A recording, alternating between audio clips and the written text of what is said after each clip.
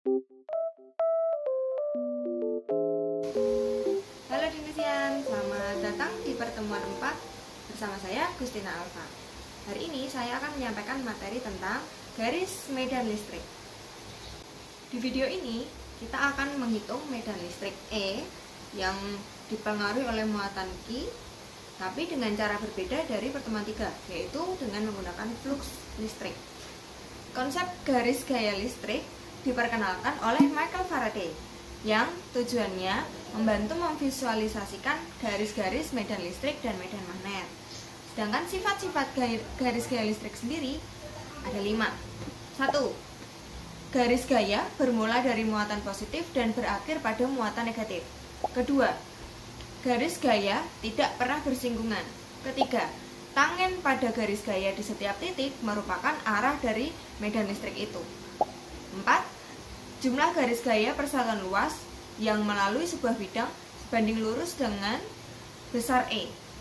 Kelima, setiap satu muatan positif memberikan peningkatan sebesar 1/epsilon 0 garis gaya di ruang hampa.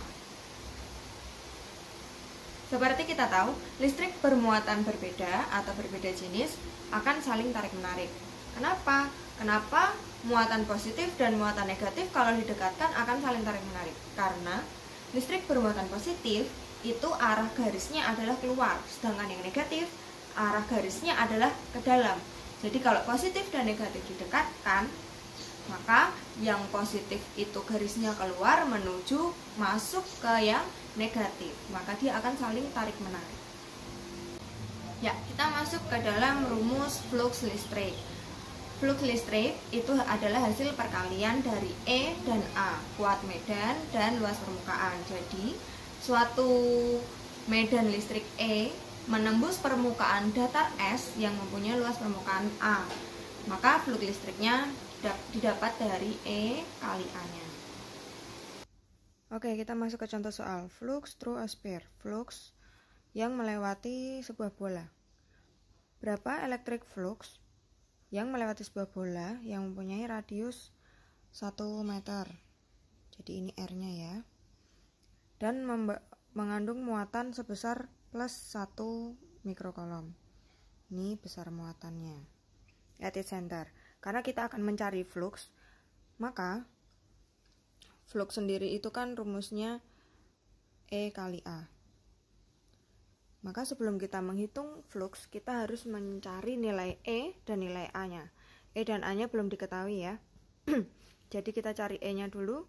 E rumusnya K Q per R kuadrat. K-nya besarnya 8,99 kali 10 pangkat 9. Atau kita bisa memakai 9 kali 10 pangkat 9. Q-nya tadi 1 mikrokolom. Kita jadikan kolom menjadi 1 kali 10 pangkat 6. Ini. R-nya 1 meter, rumusnya R kuadrat jadi 1 kuadrat. Jadi nilai E-nya setelah dihitung mendapatkan 8,99 kali 10 pangkat 3.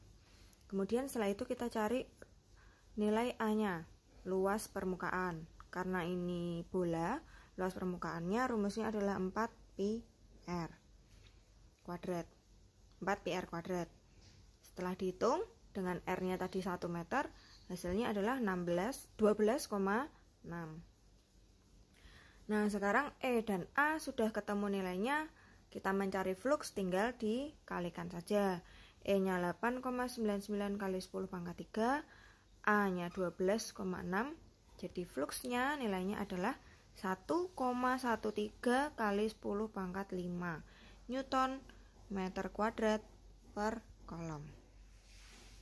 Nah, apabila medan listrik yang menembus permukaan S tadi membentuk sudut, maka rumusnya akan berubah menjadi flux sama dengan E kali A cos sudut yang terbentuk tadi. Kembali ke contoh soal. Flux through a cube. Medan listrik uniform E diarahkan sepanjang sumbu X dalam ruang hampa. Sebuah kotak ditempatkan di dalam medan tersebut.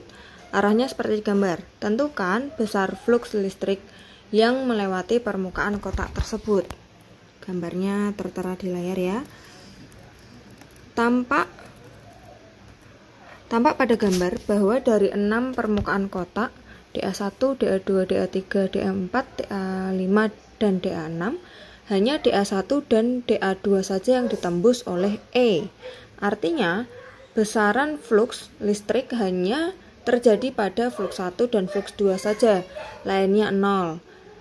Di sini tampak bahwa arah DA1 dan DA2 berlawanan, tetapi besarnya sama. Misalnya, flux 1 sama dengan flux 2 sama dengan nilai flux. Akibatnya secara vektor, flux total sama dengan flux 1 ditambah flux 2. Sama dengan flux min flux sama dengan 0. Permukaan terbuka dan permukaan tertutup, apa bedanya? Dalam gambar digambarkan bahwa ada sebuah bola dan persegi panjang di bawahnya. Nah, persegi panjang itu disebut permukaan terbuka karena tidak mempunyai volume, sedangkan bola disebut permukaan tertutup karena dia mempunyai volume. Elemen luasan DA pada permukaan tertutup.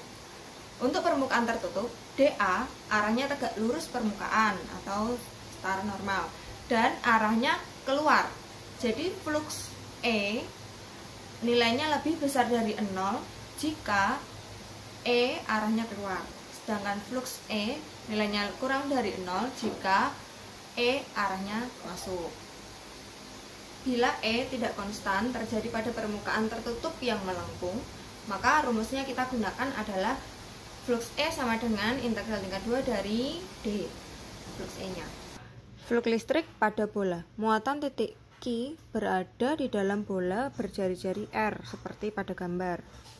Maka medan listrik di permukaannya rumusnya adalah E sama dengan Q per 4 pi epsilon 0 R kuadrat kalikan dengan vektor R.